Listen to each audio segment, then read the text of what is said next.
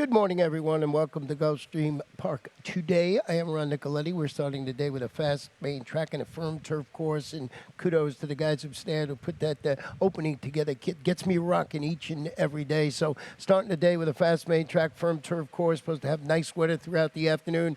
A little later on in the card, of course, we'll have our Rainbow Six. It's up to $350,000 jackpot guarantee. So, that is later on in race number 5. So, we got the two pick fives today, of course, as always in the 10 race card, two pick fours, and lots of action in between with rolling bet threes, doubles, everything you need to have a winning afternoon here at Gulfstream Park. So we're going to dive right into the opening race today, where the first of the two pick five starts, the early pick five, which doesn't carry over. This is a 5.5 furlong sprint. These are maiden claiming fillies and mares, 3-year-olds and up. They run for $12,500. No scratches or jockey changes in the race today. And I started with the horses currently the 5-2 favorite right now, and that is the Four Science, who's wheeling back after returning from an extended layoff, almost 2 years, to finish second as the favorite at this level and distance. They were trying to tell us something coming off the bench like that and being favored. Gilberto Zerpa, Edgar Zayas had a real good day yesterday afternoon, I think, with 3 winners on the card.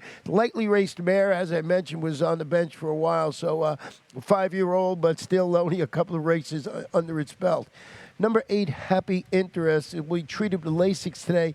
After a positive second in her debut at this level and distance, she ran okay. She was second. She was beaten 6 lengths that day, but certainly for a debut, it was a fine performance. Oscar Gonzalez and Leonel Reyes in the saddle. And the number 1 working overtime, is a daughter of Outwork by Uncle Mo, debuting for Ralph Nix. Lasix, Chantal Sutherland, named to handle the inside post. Found the stat on Mr. Ralph Nix with first-time starters on the dirt right here at Gulfstream over the last 2 years. He's solid. 14 for 79, 18%, 43% in the money. 226 is the return of investment. So maybe a first-time starter on the board right now at 9-1. Very early in the wagering, as I mentioned, the current favorite up there for Science is currently 5-2, but way too soon to start looking at odds and get your selections in what you feel might win the opener today. Also got the early daily double. Don't forget that.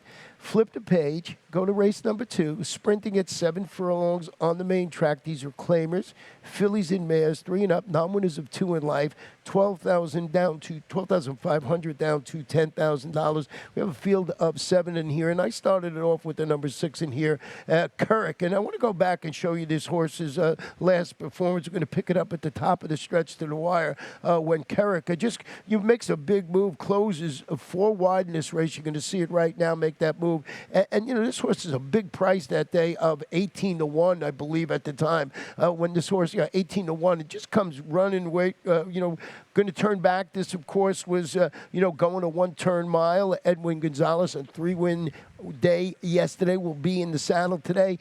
And I just thought, tough to step up to the next level after breaking you made him, but I just thought this one did it in good form for the Noda brothers. So going to go right back with this horse on top of my ticket.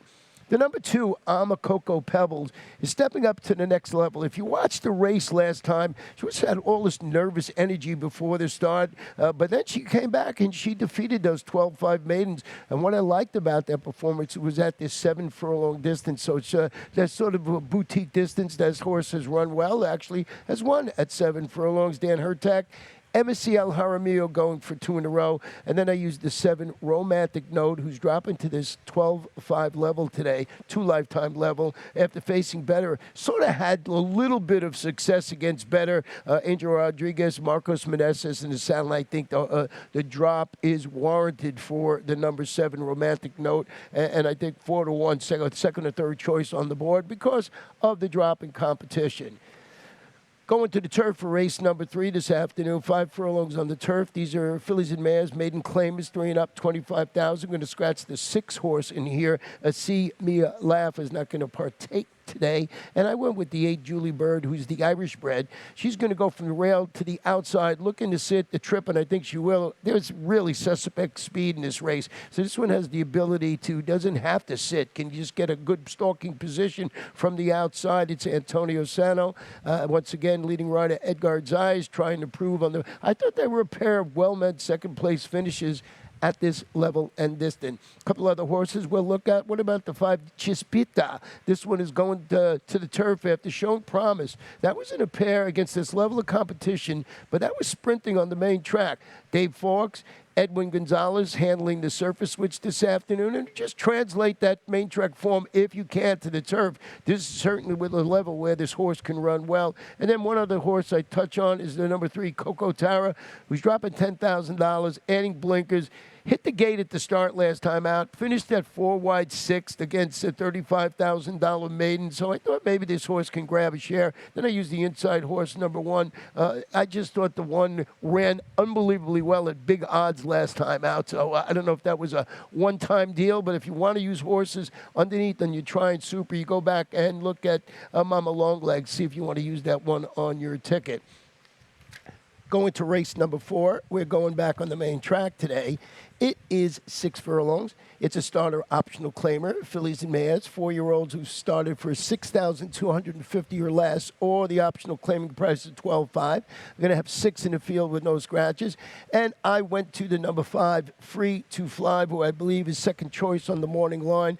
This one's going to wheel back at the same level and distance today after posting her 4th consecutive victory. She made that strong late charge. That's right, 4th consecutive victory. Trainer Marcial Navarro, who claimed this winning machine 2 starts back, has Paco Lopez going for 5 in a row. That's right, Paco is aboard for all 4 previous victories. So we're going to go for the, I guess we'll call it the 5-peat this afternoon for Paco. Certainly this horse knows how to win with Paco in the saddle. But what do you do with the 2 subsidiary, second behind Free to Fly, 2 starts back, now shortens up to 3/4 of a mile again after the duel for the lead third against those 25 maidens that was going that 1-turn mile. So I think the turn back will help subsidiary. Didn't know, I see that the 6 is the morning line favorite in Eliza Starr, and this one is still trying to rekindle some of her really considerable back class, hopes to find more for the stretch run. She set the table last time out prior to finishing a weakening third behind both those horses we were talking about, Free to Fly, subsidiary for Peter Walder, and Peter Walder has got Edgar Zayas in the saddle, and if you go with the back class, I can understand this horse being in the favorite, but I'm going to go with the hot hand and put number 5, Free to Fly, on top of my ticket. So that is the first 4 races on the card. I'm going to take a short break, and we're back, and I will show you my Rainbow 6 ticket.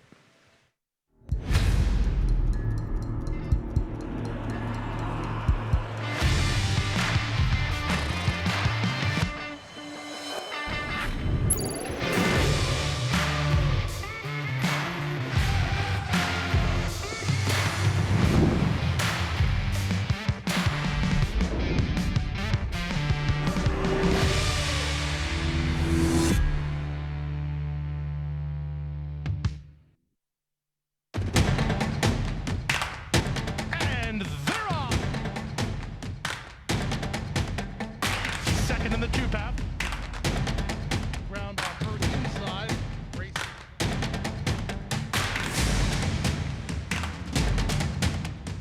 1/4 of a mile to go, and he's 6 yards out. It's last of the 12 as they roll into the backstretch. Welcome back to Gulfstream today. A couple of minutes afternoon. Ron Nicoletti here. And as I mentioned before we took the break, that race number 5 is where the Rainbow 6 will start with a $350,000 jackpot guarantee. And let's take a look at my ticket, $43.20. And I got a horse I like in here, is 8-1, and that's Stone Town from the Billy Mott barn. I also use Double Chocolate from Todd Pletcher. Really nice race. And the 9, Minglewood, the British bred, and that one from Christophe Clement's barn. So we got some heavy heads kicking off the Rainbow 6 today. 2 deep in race 6 with Light Fury and Mr. Tip. And then in race number 7, 2 deep again with Scar. And I just thought Scar might run good for Steve Caceres and Wandering West for Louis Roussel, who's having another good spring meet here. And then in race number 8, 3 deep in there with Big Man Bob, my top choice in there, but I used Positive Phil, who's coming back in just 7 days, and Guaco. In race number 9, 2 deep in here. I love Dance Dior this afternoon to upset the big favorite in here in that Sound Machine, just coming out of a key race. And then 3 deep in the last, I think Fear the Deer, the number 6 is the one to fear in the nightcap. That's Fear. So let's go to this fifth race. And as I said, 8-1 on the morning line. We did have a scratch in here. Frankel of Ascot has been declared out of the race. Stonetown is making her 3-year-old debut. Now, she's going to get Lasix this afternoon. First start since finishing third. That was going a mile on the Belmont turf. Now, it was a while back last September, but Belmont has this horse working steadily right along.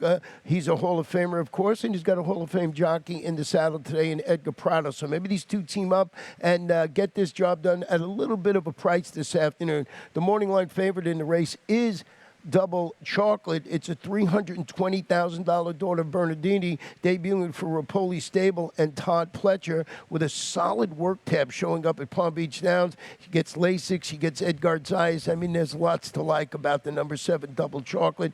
And what about the number 9 Minglewood? This is the British bred. Is a daughter of Sea of Moon debuting for Christophe Clement. If you look at Christophe Clement, he's almost 20% with horses debuting at this mile distance. So he gets them legged up before they make their first start. And now she gets Lasix, and she's got Paco Lopez. He's got the outside draw this afternoon with the number 9 Minglewood. So really nice race to start the late pick 5. I mean the Rainbow 6 this afternoon. So make sure you take a look at that race, and if you can go deeper in there, you might want to get a really fun race to start off the sequence.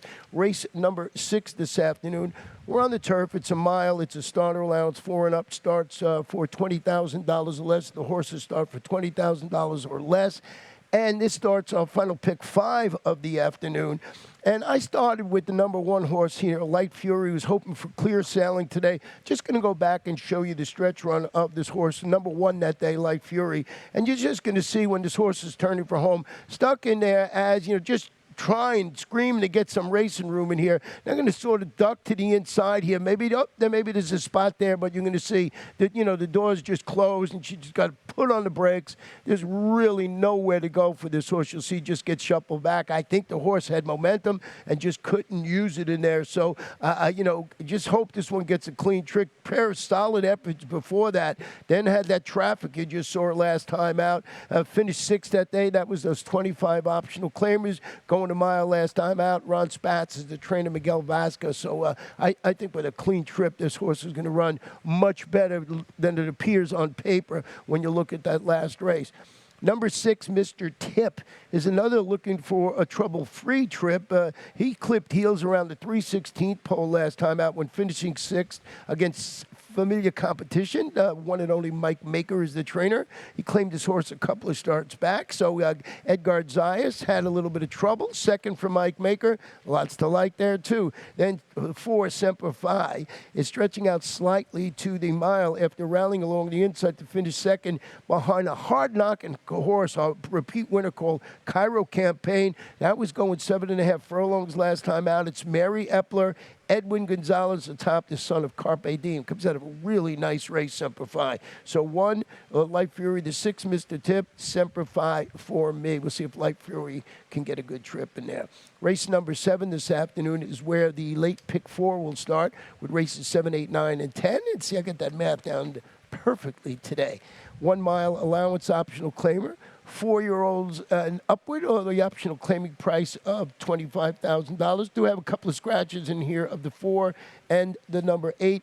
I went, as I was mentioned in my ticket, with the number 6 horse in here, Scar, who's been knocking on the door versus better in a trio of races at this level and distance. I just think the fields were stronger the last couple of races, and I think this is a perfect spot where he can get back to the winner's circle for trainer Steve Caceres, Emiciel Jaramillo in the irons this afternoon. And I just go back and look at those previous races and say, man, this horse looks really good in this spot. Inside, the 1 Wandering West, who was sent south by trainer Louis Roussel and is stretching out to the 1-turn mile. This son of Mineshaft ended his campaign in the Crescent City with that late closing third going 6 furlongs. That was on the Fairgrounds main track.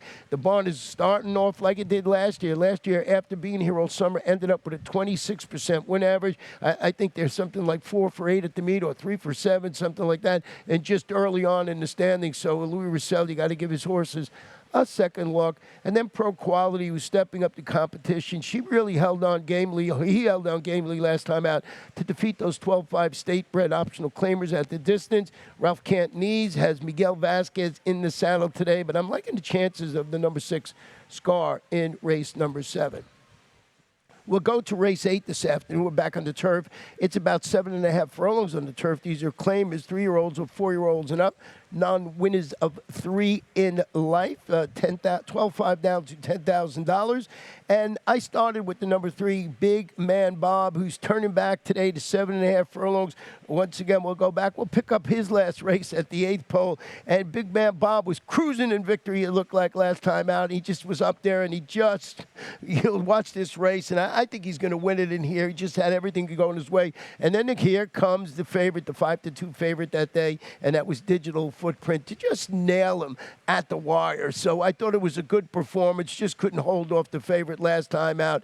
And I like to turn back to 7.5 furlongs because last time, at the about 7.5 furlong distance, Big Man Bob was in the lead. Kelsey Danner has a birthday yesterday. Happy belated birthday to Kelsey Danner.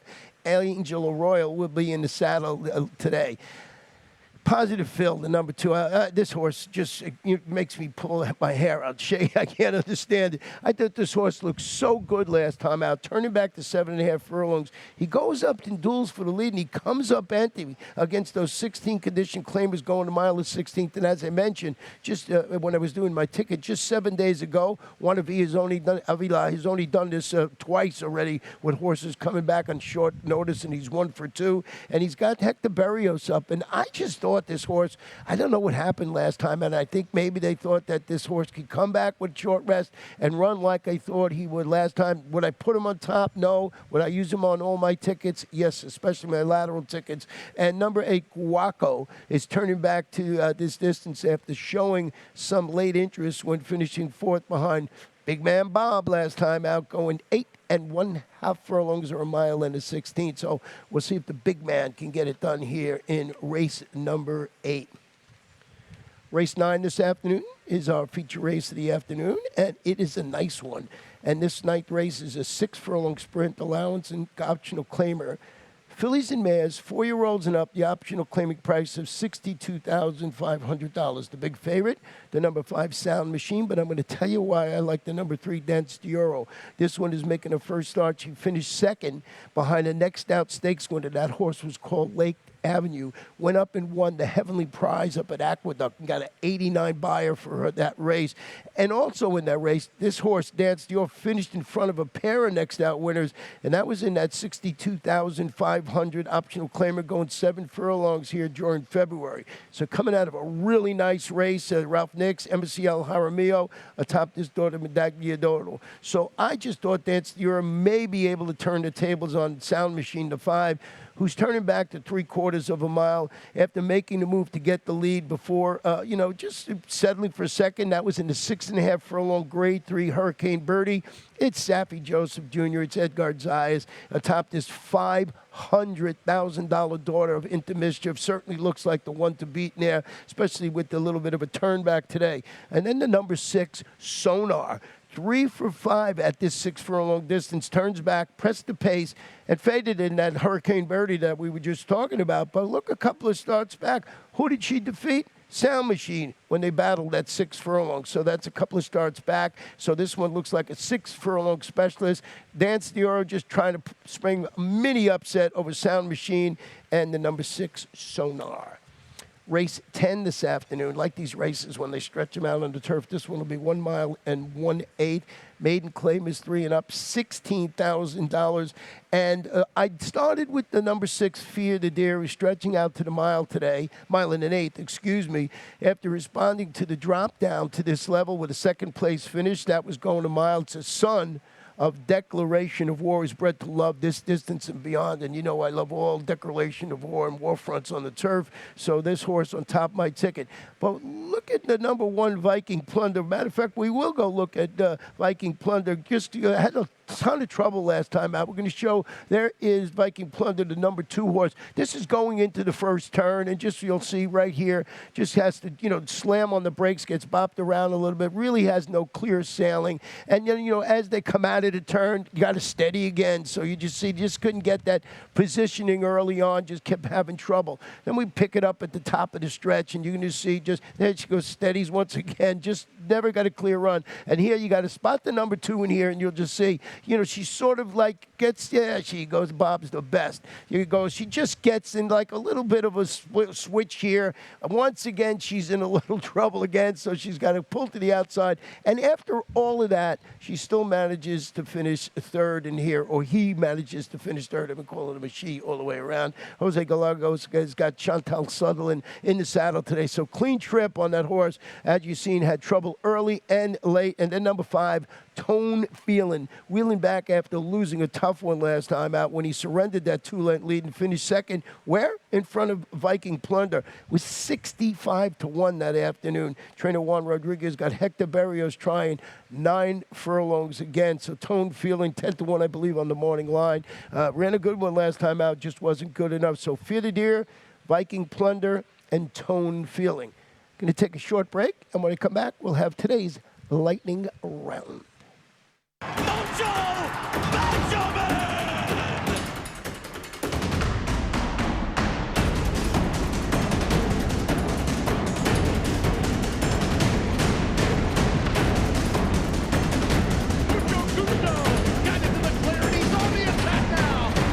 By 3, by 4, and moving away.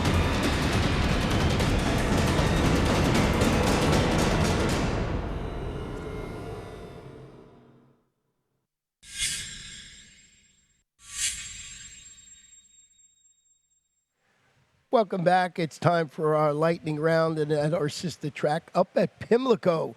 We had the Federico Tessio Stakes. If you win that race, it's a winning into the Preakness Stakes. And let's go back and show you the stretch run of this race. It didn't turn out very well for Accelerator. You'll see comes out and bothers the number 4 horse in here, the Reds, who ends up getting the victory. So we just see a bit of a sort of slammed him pretty good. Now I watched the race a couple of times. I see it right here. The horse had to come down, and congratulations. The Reds trained by John Kimmel, ridden by Victor Carrasco. So a tough beat for Excelsior, trained by Hugh McHannon. And I think Angel Cruz, who used to ride here, was in the saddle. So sorry for the DQ in there, but the Reds will move on. You got that win and you're in for the Preakness Stakes. I was on the fence about who was going to be my Kentucky Derby pick, and I think I have it now with Rock Your World, who I was picking all along, but I wanted to see one more work, and we're just going to show you this last drill for undefeated Santa Derby winner, and that is Rock Your World. And I like this race, this work at 5 furlongs. You're going to just see her here. Just look how this horse is striding out through the stretch. Undefeated, was on the turf a couple of times, tried the main track and just exploded, won the Santa Anita Derby, the Run Happy Santa Anita Derby. And this is just a nice workout, but this horse is just stretching it out. So that is it. I am releasing unless something changes drastically with a post position or something, that will be my Kentucky Derby pick.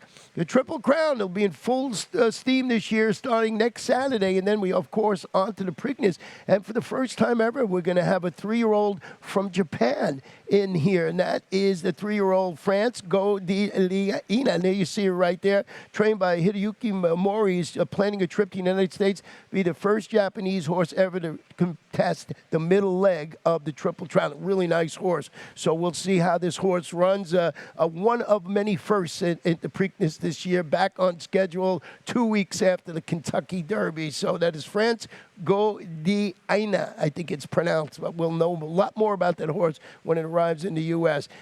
And a very happy birthday to one of my favorite guys around here, and that is Eddie Plesa Jr. His birthday's just been a fixture here in South Florida for years and years. He trained one of my favorite horses, It's My Lucky Day, to win the Grade 3 Holy Bull. He's won multiple titles across town at Calder Racecourse, which was Gulfstream West for a little while, but over at Calder, he's got 2,411 victories, and a nice guy, and always has a sharp car.